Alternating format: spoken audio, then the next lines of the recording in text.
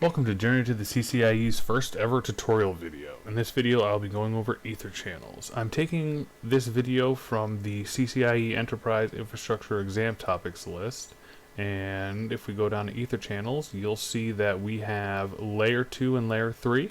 In this video I'll just be discussing Layer 2, and for them LACP and static.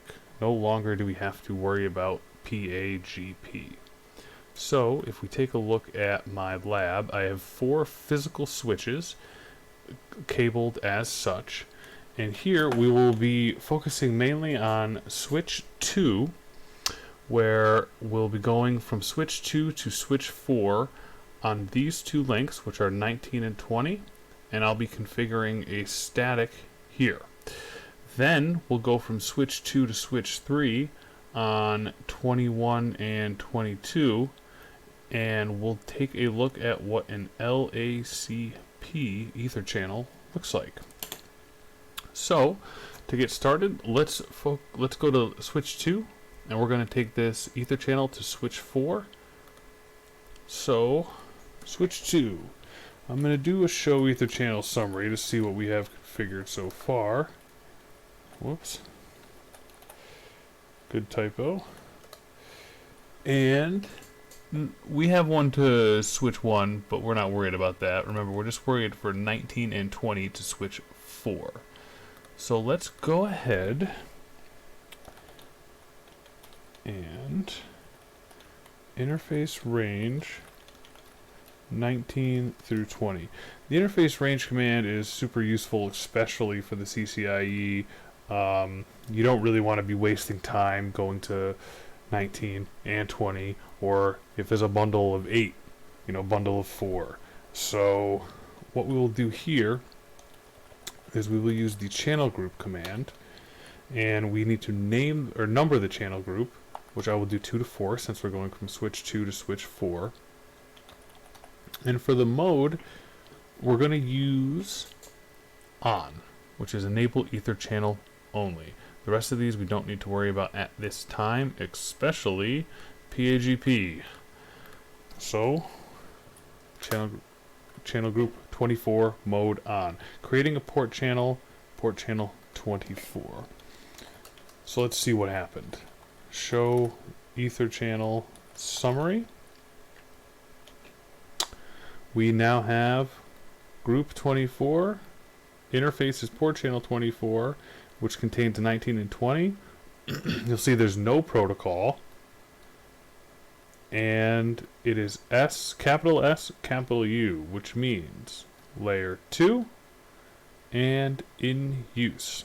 So let's go to the other side, and let's do the same exact thing. Interface range FA, this one's actually 19 through 20. Channel group, let's say 42, mode on, creating 42. Let's go show ether channel summary, and I'm gonna begin a group just to make it cleaner. And here we go. 42, 19 and 20. And I forgot to mention the capital P here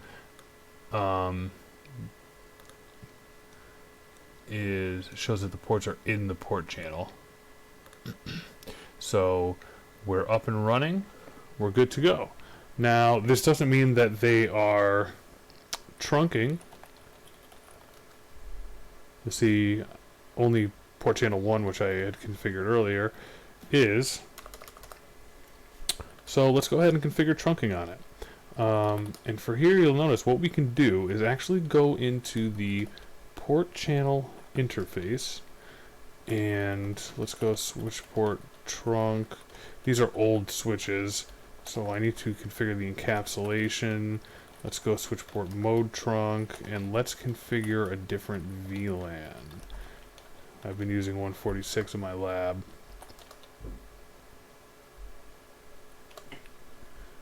Let's go to switch 2 and do the same thing, except on switch 2 we will go on port 24.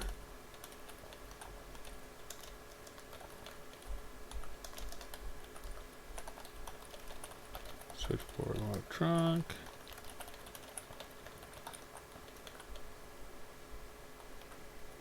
146. Show interface trunk.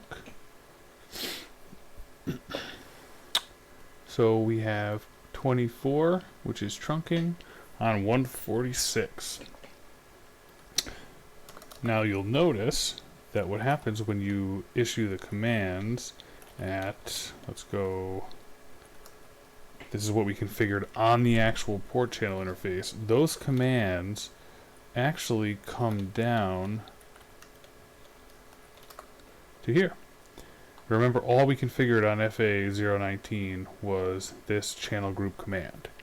The rest of these commands came right down from the port channel. So that's a static port channel. Fairly straightforward. Now let's go ahead and do LACP. Remember, we're going to do LACP from 2 to 3 on 21 to 22. So let's stay on switch 2 since that's where we are.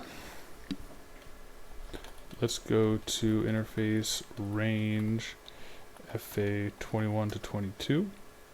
Again, we'll do a channel group. I'm going to call this one 23 mode. For LACP, you can do active, which enables LACP unconditionally, meaning it's always going to try to do LACP or negotiate LACP. Or you can do passive. This is only going to enable LACP if an LACP device is detected on the other end.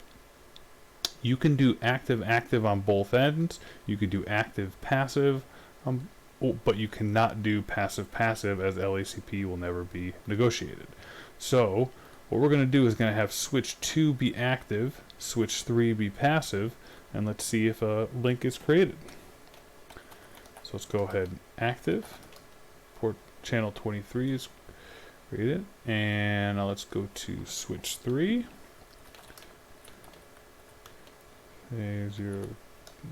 Interface range. Channel group 32 mode. Interesting. What happened here? We know this is the right command. Channel group 32 mode. Let's back off. That doesn't work. Does channel group work? Ah, it does. This is an old switch. These are the things you run into when you're using physical equipment instead of virtual. But I got it cheap, actually free. So since we're going to switch 2, I'm just going to name the channel group 2. And we're going to do mode. And remember, the other side was active, so this side we're going to do passive.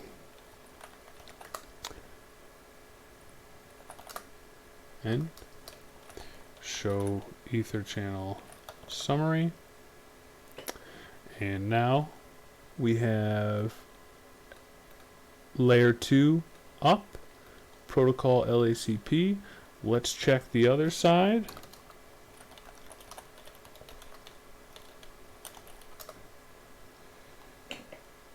Two to 3 is layer 2 up, protocol LACP, and has our ports in it. So that is it. It's just as easy as that. And with LACP, just to give you a quick, if we go to the port channel interface and we do switch port and trunk and cap.1q and switch port mode trunk, it has the same behavior where if we look at the running interface, it pushes it down. So, oh, I'm sorry, I'm looking at the, yeah, no, that's right.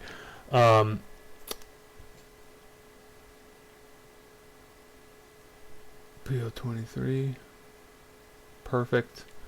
I think that's it for today. In our next video, I will be going to layer 3 with both LACP and static. Thank you.